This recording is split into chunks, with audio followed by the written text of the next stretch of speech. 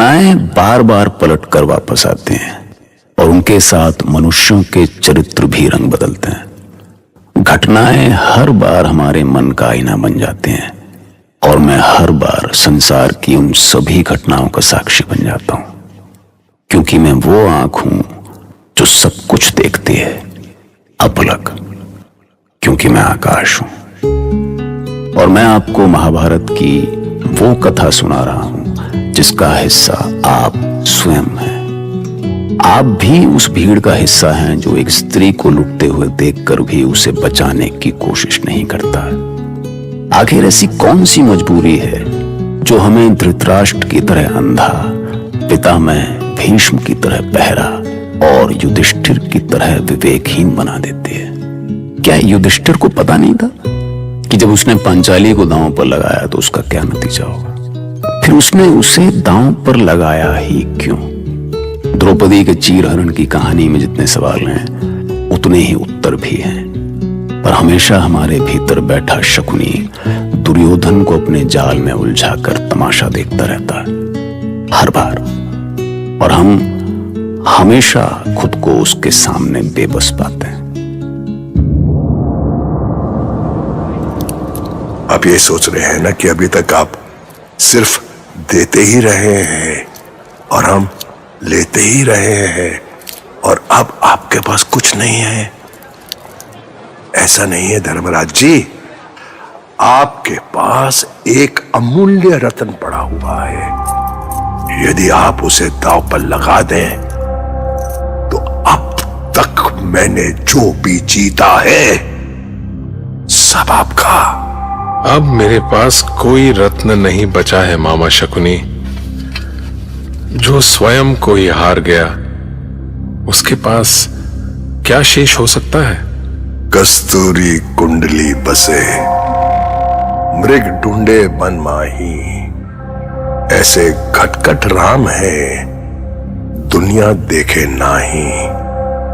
समझे? नहीं समझे? समझाता हूं। यदि आप इससे अन्यथा ना ले तो मैं आपको याद दिलाऊं महाराज युधिष्ठिर। ऐसा क्या है मेरे पास जिसका मुझे पता नहीं है? आपके पास क्या नहीं है महाराज? आपके पास तो सब कुछ है, सब कुछ है। द्रुपद नरेश की पुत्री और आप 5 पांडवों की पत्नी पांचाली, आपने उसे तो दांव पे लगाया ही नहीं। शक को नहीं।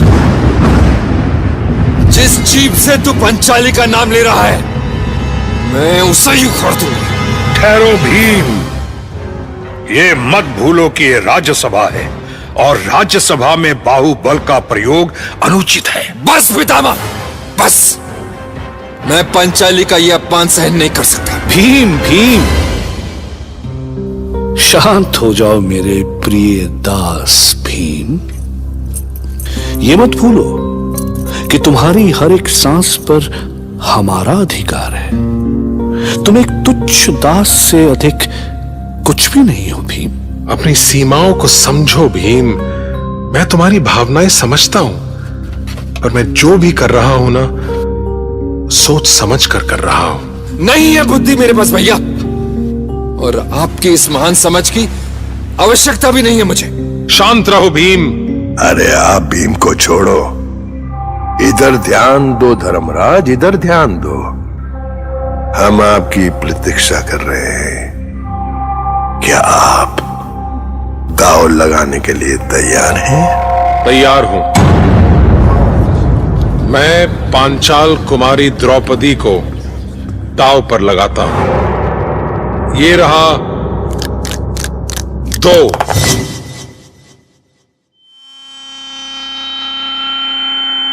बड़ी नम्रता से कहता हूं धर्मराज कि हम जीत गए।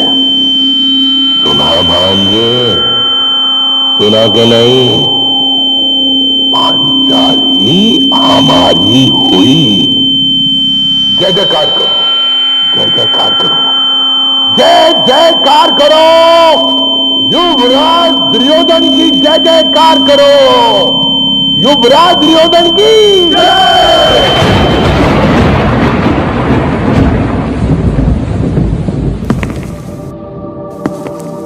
कर्ण, आओ मेरे मित्र, मेरे गले लग जाओ। देखो देखो, हमारी कामना पूरी हुई कर्ण। नहीं दुर्योधन, नहीं, अभी हमारे अपमान का बदला पूरा कहाँ हुआ है। तुम्हें याद है ना, जब इस पांचाली ने भरी सभा में मुझे सूत पुत्र कहकर मेरा तिरस्कार किया था, मेरी योग्यता को नकार कर केवल मेरे वर्ण के नाम पर मुझे अपनी स्वयंवर सभा से निकाल दिया था। मेरे अंदर भड़कती ये प्रतिशोध की ज्वाला इतनी आसानी से नहीं बुझेगी मित्र। कर्ण, अपनी जीभ को लगाम दो कर्ण, कहीं ऐसा ना हो कि मैं अपनी सीमाएं भूल जाऊं। नहीं अर्जुन, नहीं, मैं तो चाहता हूं कि जब भी तू मेरे सामने हो तो अपनी सीमाएं याद रखे। कर्ण, कुचले हुए नाग के जैसे फड़फड़ाना बंद कर निर्लज्ज। अभी तूने मेरी शक्ति नहीं देखी। साहस कर, मेरे सामने आ और देख, देख इस दिव्य कवच को छाती पर लेकर जन्मा है ये कर्ण।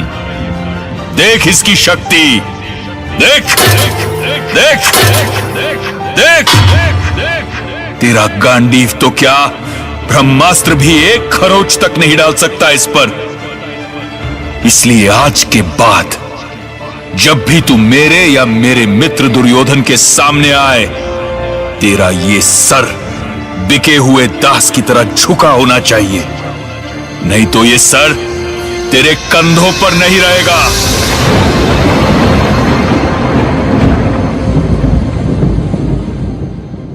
विदुर, इधर आओ विदुर। कहिए तात। कुरु वंश के लिए इससे बड़ा दुर्भाग्य और कोई नहीं हो सकता। विदुर, अब मेरे जीवन का कोई अर्थ नहीं रहा। सूर्य दृष्टिहीन हो गया, धरती न्याय विहीन हो गई और वायु वेगहीन। अब मैं किसके लिए इस कुरुवंश की रक्षा करूंगा? अब ये सब सोचने का क्या अर्थ है तात? आप अपने कक्ष में चले। मुझे तो पहले ही इसकी आशंका थी तात। दुख केवल यह है कि हमारी उपस्थिति में यह सब हुआ। हम सभी इसके दोषी हैं। क्षमा करें पितामह। जब भाई भाई में घृणा और प्रतिशोध अपनी सारी सीमाएं लांघ गया, तो हम चाहकर भी क्या कर सकते थे? वो भाई हमारी ही संतानें हैं कृपाचार्य। हमने ही उन्हें संस्कार दिए हैं। यदि उन्होंने अपनी सीमाएं लांघी हैं, तो उसके दोषी भी हम ही हैं, पाप के भागी भी हम ही हैं।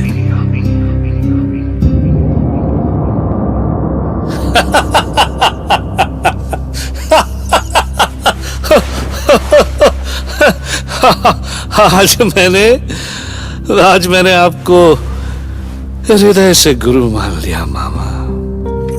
देखा आपने कैसे कैसे हमने बिना गदा उठाए शत्रुओं को कुचल के रख दिया मामा। मामा, ये मेरे जीवन का सबसे सुखद दिन है। मिट्टी डालो भांजे, मिट्टी डालो। लोमड़ी सा सोचो और बाघ सा नोचो। अभी तो युद्ध का आरंभ हुआ है। अभी तो तुम्हारे जीवन में इससे भी सुखद क्षण आने वाले हैं भांजे। अब द्रौपदी तुम्हारी दासी है भांजे। जाओ और पांचाली को सभा में घसीट लाओ। ये भी होगा मामा, ये भी होगा,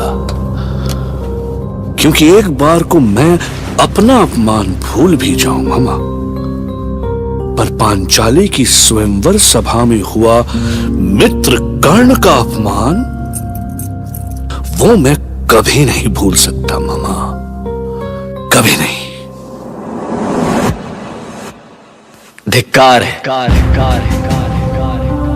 धिक्कार है कि जो इस सारे संसार में एक भी धनुर्धर ऐसा नहीं जो नीचे तेल के पात्र में देखकर निशाना साध सके। एक भी धनुर्धर नहीं जो स्तंभ के ऊपर उस घूमते हुए यंत्र में स्थित घूमती हुई मछली की आंख भेद सके। महाराज जरासंध, शाल्व और कुमार दुर्योधन जैसे महायोद्धाओं के असफल हो जाने के बाद लगता है मेरी बहन पांचाली आज इस स्वयंवर से खाली लौटेगी, और यह दिन इस महान आर्यवर्त का सबसे शर्मनाक दिन होगा। नहीं धृष्टद्युम्न, नहीं। दुर्योधन के जीते जी आर्यवर्त शर्मिंदा नहीं होगा। ये लक्ष्य भेदा भी जाएगा और पांचाली का स्वयंवर पूरा भी होगा, क्योंकि अभी मेरा मित्र संसार का सर्वश्रेष्ठ धनुर्धर कर्ण यहां उपस्थित है।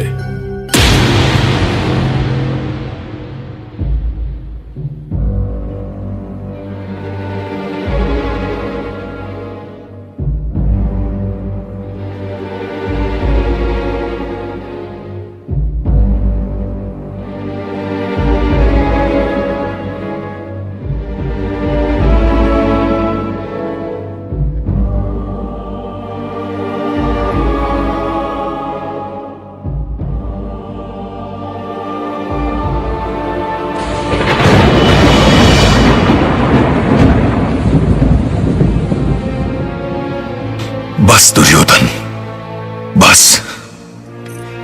यही मेरे जीवन का सबसे अमूल्य पल है। उस स्वयंवर सभा में अपमान का जो घाव इस नीच पांचाली ने मुझे दिया था, मैंने उसे हर पल कुरेदा है, हर क्षण हरा रखने का प्रयास किया है, हर पल उस पीड़ा को ना भूलने की कोशिश की है, केवल इसी क्षण के लिए।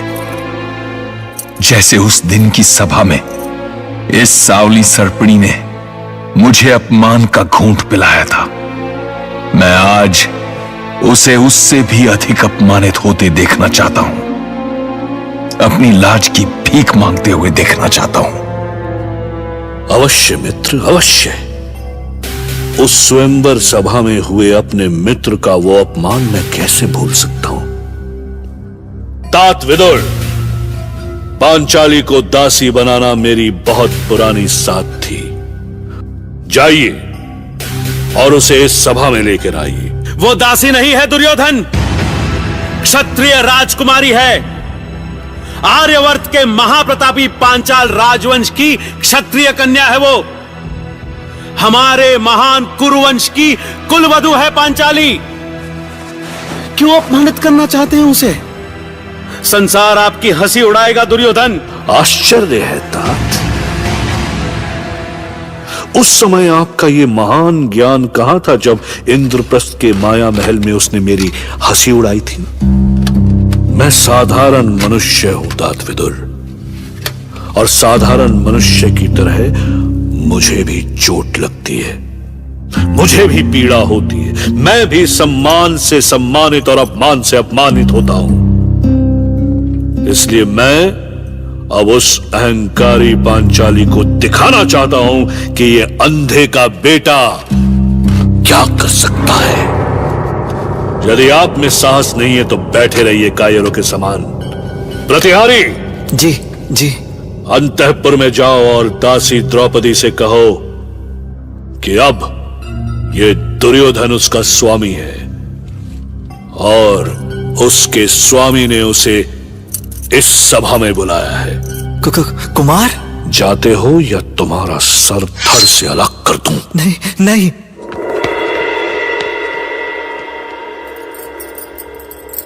महारानी, बहुत बड़ी अनहोनी हो गई है। मैं जानती हूं निहारिका, ज्येष्ठ पांडव ने आपसी सद्भाव के लिए सब कुछ दांव पर लगा दिया होगा। क्षमा करें देवी। क्या संदेश है प्रतिहारी? आपको सभा मंडप में याद किया गया है। मैं निमंत्रण देने आया हूँ। मुझे बुलाया है? हाँ महारानी, मैं यही बताने आई थी। क्या मुझे बुलाया है? मैं रजस्वला हूँ।